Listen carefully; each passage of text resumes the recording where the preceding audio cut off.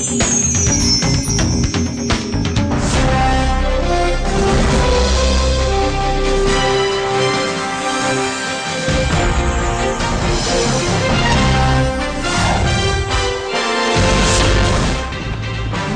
செய்திகள். போராட்டம் வலுத்துவிட்டதால் படு உற்சாகத்தில் அண்ணா ஹசாரே, நாடாளுமன்றத்தில் அமளி.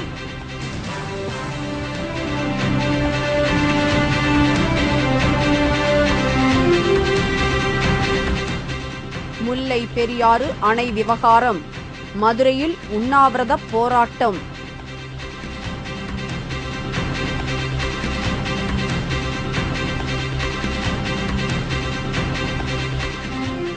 வன விலங்குகளால் கொல்லப்படுவோர் குடும்பத்திற்கு நிதி உதவி அதிகரிப்பு, முதல்வர் ஜெயலலிதா அறிவிப்பு.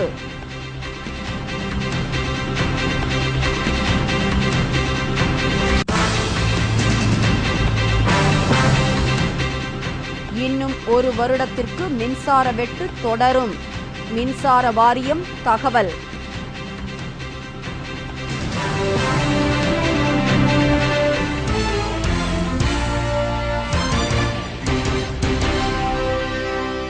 வணக்கம். விரிவான செய்திகள். சமூக ஆர்வலர் அண்ணா ஹசாரே கைது செய்யப்பட்ட விவகாரம் தொடர்பாக நாடாளுமன்ற மக்களவையில் ஆளும் கட்சிக்கும் எதிர்க்கட்சிக்கும் இடையே இன்று கடும் மோதல் ஏற்பட்டது. அண்ணா ஹசாரே கைது செய்யப்பட்ட விவகாரம் குறித்து மக்களவையில் விவாதிக்க வேண்டும் என்று எதிர்க்கட்சிகள் விடுத்த கோரிக்கையை சபாநாயகர் மீராகுமார் ஏற்றுக்கொண்டார். விவாதத்தில் பேசிய பாஜக மூத்த தலைவர் எல்.கே. அத்வானி, டெல்லியில் நடந்த விவகாரங்கள் நிலையைப் போல் உள்ளதாக தெரிவித்தார். கைது நடவடிக்கைகளால் போராட்டக்காரர்களின் வாயை அடைத்துவிட முடியாது என்றார் அத்வானி. எதிர்க்கட்சிகளின் குற்றச்சாட்டுகளுக்கு பதிலளித்து பிரதமர் மன்மோகன் சிங் சபையில் அறிக்கை ஒன்றை படித்தார்.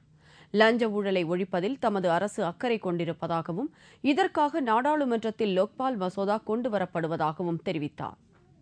விரைவில் இது நிறைவேற்றப்படும் என்றும் பிரதமர் தெரிவித்தார். மக்களால் தேர்ந்தெடுக்கப்பட்ட பிரதிநிதிகள் சட்டம் இயற்றும் கடமையை கொண்டவர்கள். ஆனால் அண்ணா ஹசாரேதான் கொடுக்கும் அறிக்கையை ஜன லோக்பால் சட்டம் என்று நாடாளுமன்றத்தில் சட்டமாக்க வேண்டும் என்று கூறுவது நாடாளுமன்ற உறுப்பினர்களின் உரிமையில் தலையிடுவதாகும் என்றார் பிரதமர். மசோதா கொண்டுவரப்பட வேண்டும் என்று யாராவது விரும்பினால் விவாதத்தின் மூலமும் ஒருமித்த கருத்தை ஏற்படுத்தியும் மசோதா கொண்டுவர வேண்டுமே தவிர வன்முறை போராட்டம் நடத்தி கொண்டுவருவது நாட்டிற்கு நல்லதல்ல என்று மன்மோகன் சிங் குறிப்பிட்டார். அண்ணா ஹசாரே மீது எடுக்கப்பட்ட நடவடிக்கை சரியானது என்று அவர் கூறினார். பிரதமரின் கருத்துக்கு எதிர்க்கட்சியினர் கடும் எதிர்ப்பு தெரிவித்தார்கள். இதனால் சபையில் கூச்சல் குழப்பம் ஏற்பட்டது. அடுத்து சபை பிற்பகல் வரை ஒத்திவைக்கப்பட்டது.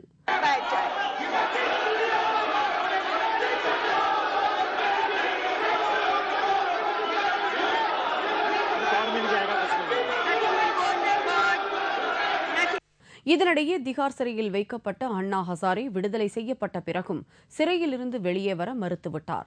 தனக்கு கிடைத்துள்ள அரசியல் வாய்ப்பை அண்ணா ஹசாரே மிக நன்றாக பயன்படுத்திக் கொண்டார். முன்னாள் போலீஸ் அதிகாரி கிரண் பேடி, வழக்கறிஞர் சாந்தி பூஷன் உள்ளிட்டோர் திகார் சிறைக்கு வெளியே போராட்டம் நடத்தினார்கள். இதனிடையே அண்ணா ஹசாரேவை குண்டுக்கட்டாக தூக்கி வேனில் போட்டுக்கொண்டு அவரது சொந்த ஊரான புனே நகரில் கொண்டு போய் விட டெல்லி போலீஸ் யோசித்து வருகிறது. திகார் சிறையை விட்டு வெளியே போக மறுத்துக் கொண்டிருக்கும் அண்ணா ஹசாரே நாடு முழுவதும் தனக்கு ஆதரவு பெருகி இருப்பது கண்டு படு உற்சாகத்தில் இருக்கிறார். முல்லை பெரியாறு அணை விவகாரம் தொடர்பாக மதுரையில் வைகோ தலைமையில் இன்று உண்ணாவிரதம் நடைபெற்றது.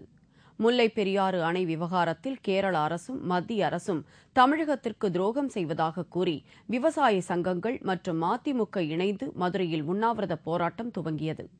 மதிமுக பொதுச் செயலாளர் வைகோ தலைமையில் மதுரை காளவாசலில் நடைபெறும் உண்ணாவிரதத்தில் ஆயிரக்கணக்கானோர் கலந்து கொண்டனர். மத்திய அரசு கொண்டுவரும் அணை பாதுகாப்பு சட்டத்தால் தமிழகத்திற்கு பாதிப்பு ஏற்படும் என்றும் இதை நிறைவேற்றக்கூடாது என்றும் வைகோ குறிப்பிட்டார். புதிதாக அணை பாதுகாப்பு மசோதா என்று ஒரு மசோதாவை டேம் சேஃப்டி பில் என்று மத்திய அரசு கொண்டு வருது. இந்த மசோதா நிறைவேற்றப்பட்டால் அதன்படி நம் அண்டை மாநிலங்களில் இருக்கக்கூடிய அணைகளை அவர்கள் தங்களுடைய கட்டுப்பாட்டுக்குள் எடுத்துக்கொண்டால் நமக்கு தண்ணீர் தரப்போவதில்லை. இதனுடைய விளைவு தமிழகத்தின் எதிர்காலமே பாழாகிவிடும்.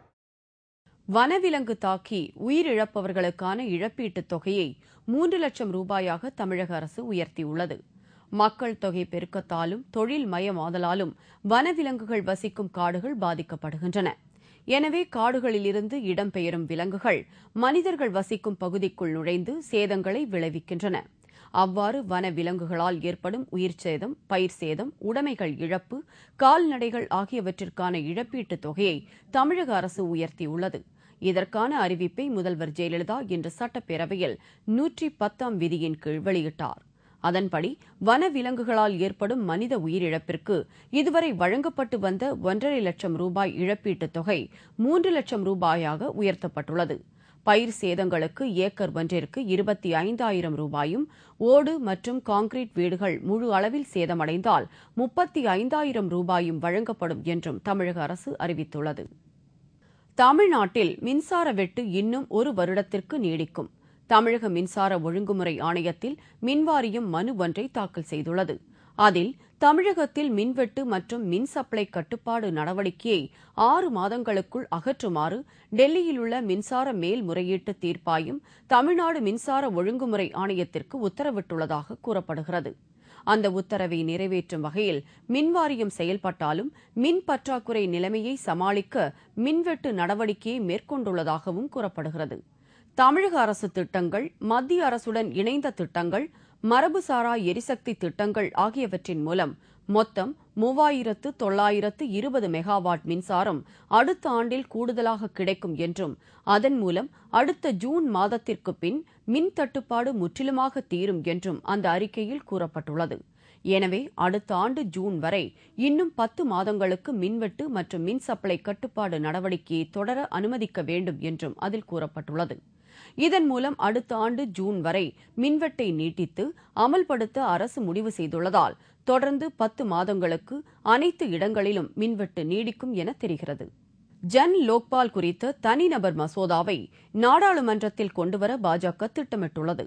அண்ணா ஹசாரே கைது செய்யப்பட்டுள்ள விவகாரம் குறித்து கருத்து தெரிவித்துள்ள பாஜக நாடாளுமன்ற உறுப்பினர் வருண் காந்தி, ஊழலை ஒழித்துக்கட்ட வலுவான லோக்பால் சட்டம் தேவை என்பதனை சமூக சேவகர் அண்ணா ஹசாரே வலியுறுத்தி அமைதியான முறையில் உண்ணாவிரத போராட்டம் நடத்தினார் என்றும், அவரை கைது செய்து சிறையில் அடைத்தது நாட்டிற்கு நேர்ந்துள்ள பெரும் அவமானம் என்றும் கூறினார். லோக்பால் மசோதா குறித்து இப்போதுதான் கோடிக்கணக்கான மக்களிடம் விழிப்புணர்வு ஏற்பட்டுள்ளது என்று கூறிய வருண் காந்தி, ஹசாரேயின் கனவு மசோதாவான ஜன் லோக்பால் சட்டத்தை தான் நாடாளுமன்றத்தில் தனிநபர் மசோதாவாக நாளை மறுநாள் வெள்ளிக்கிழமைக்குள் கொண்டுவர இருப்பதாகவும் கூறினார். பொதுவாக அமைச்சர் அல்லாத ஒரு நாடாளுமன்ற உறுப்பினர் மட்டும் கொண்டுவரும் தனிநபர் மசோதா நாடாளுமன்றத்தில் சட்டமாக நிறைவேற்றப்படுவது கடினம். இது மறைமுகமாக மத்திய அரசின் சட்டம் இயற்றும் அதிகாரத்தை பாதிப்பதாகும் என்ற கருத்தும் நிலவுகிறது. கருப்பு பணம் குறித்த வழக்கை விசாரிக்க சிறப்பு குழு ஒன்றை அமைக்க உச்சநீதிமன்றம் அனுமதித்துள்ளது. வெளிநாட்டு வங்கிகளில் முதலீடு செய்யப்பட்டுள்ள இந்தியர்களின் கருப்பு பணத்தை மீட்பது தொடர்பாக சிறப்பு விசாரணை குழு ஒன்று அமைக்க அனுமதி தர வேண்டும் என்று கோரிக்கை விடுக்கப்பட்டிருந்தது. அந்த மனு நேற்று உச்சநீதிமன்றத்தில் விசாரணைக்கு வந்தது. அதில் கருப்பு பண விவகாரம் தொடர்பாக விசாரணை நடத்த ஓய்வு பெற்ற 2 நீதிபதிகளை நியமிக்கலாம் என்று உத்தரவிட்டது. மேலும் அனைத்து கருப்பு பண வழக்குகளையும் இந்த சிறப்பு விசாரணை குழு விசாரிக்கலாம் என்றும் உச்சநீதிமன்றம் அனுமதி அளித்துள்ளது.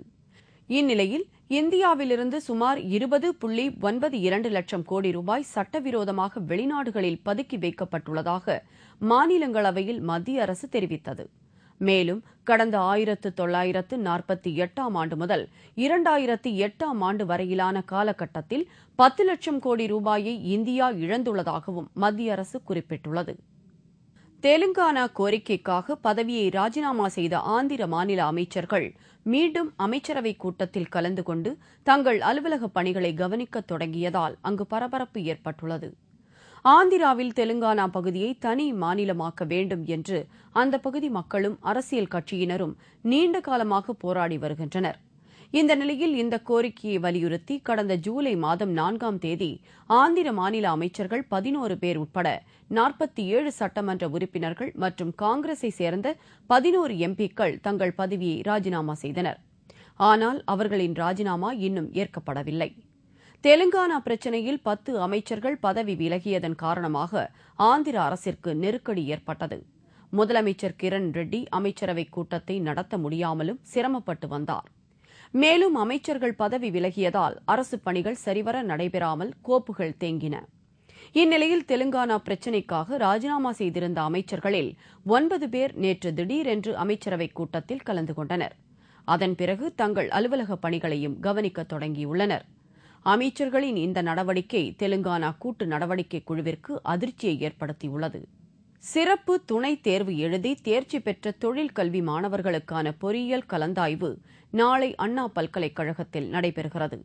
சென்னையில் உள்ள அண்ணா பல்கலைக்கழகம் பொறியியல் சேர்க்கைக்கான பொது கவுன்சிலிங்கை நடத்தி முடித்துள்ள நிலையில் நேற்று தொழிற்கல்வி மாணவர்களுக்கான 2வது கட்ட கவுன்சிலிங் நடத்தப்பட்டது. கடந்த மார்ச் மாதம் நடைபெற்ற +2 தேர்வில் ஃபெயிலாகி உடனடியாக மீண்டும் சிறப்பு துணைத் தேர்வு எழுதி தேர்ச்சி பெற்ற தொழிற்கல்வி மாணவர்களுக்கு பிஇ பொறியியல் வகுப்பில் சேர வாய்ப்பு அளிக்கப்படும் வகையில் அண்ணா பல்கலைக்கழகம் நாளை மாலை 4:30 மணிக்கு கவுன்சிலிங்கை நடத்தவுள்ளது. கலந்தாய்விற்கு வரும் மாணவர்கள் அனைத்து அசல் சான்றிதழ்களுடன் 5,000 ரூபாய் பணமும் கொண்டுவர வேண்டும் என்றும், எஸ்சி அல்லது எஸ்டி மாணவ மாணவிகளாக இருந்தால் 1,000 ரூபாய் கொண்டுவர வேண்டும் என்றும் அண்ணா பல்கலைக்கழகம் அறிவித்துள்ளது. தேமுதிக நிறுவன தலைவர் கேப்டன் விஜயகாந்த் வெளியிட்டுள்ள அறிக்கையில், தேமுதிக கொள்கை பரப்பு துணை செயலாளர்களாக இருந்த CR பாஸ்கரன் மற்றும் புலவர் கதிரவன் ஆகியோர் அந்த பொறுப்பிலிருந்து விடுவிக்கப்படுவதாக தெரிவித்துள்ளார்.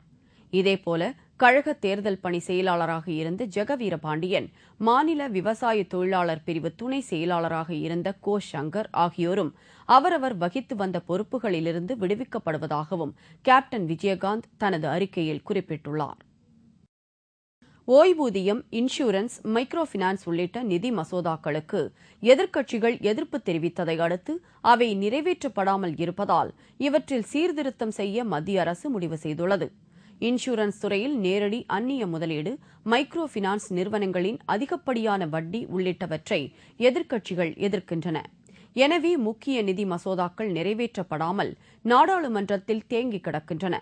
எதிர்க்கட்சிகள் ஏற்றுக்கொள்ளும் வகையில் இந்த நிதி மசோதாக்களில் சீர்திருத்தம் செய்வதற்காக மத்திய நிதி அமைச்சகம் 9 கமிட்டிகளை அமைக்க உள்ளது. இந்திய மேலாண்மை நிறுவன வல்லுநர்கள் உள்ளிட்டோர் இந்த கமிட்டியில் இடம்பெற உள்ளனர். சுகாதார, இன்சூரன்ஸ், வங்கித்துறை, மனிதவள மேம்பாட்டுத்துறை ஆகிய துறைகளுக்கும் இந்த கமிட்டி ஆலோசனைகளை வழங்க உள்ளது. ஒவ்வொரு கமிட்டியிலும் 10 முதல் 15 பேர் உறுப்பினர்களாக இருப்பார்கள்.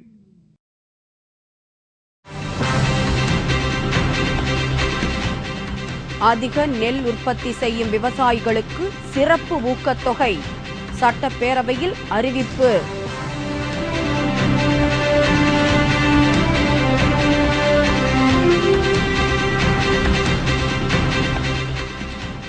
சிறு மற்றும் குறுந்தொழில் துறையில் பணிபுரியும் ஊழியர்களுக்கு தனி வாரியம் தேமுதிக வலியுறுத்தல்.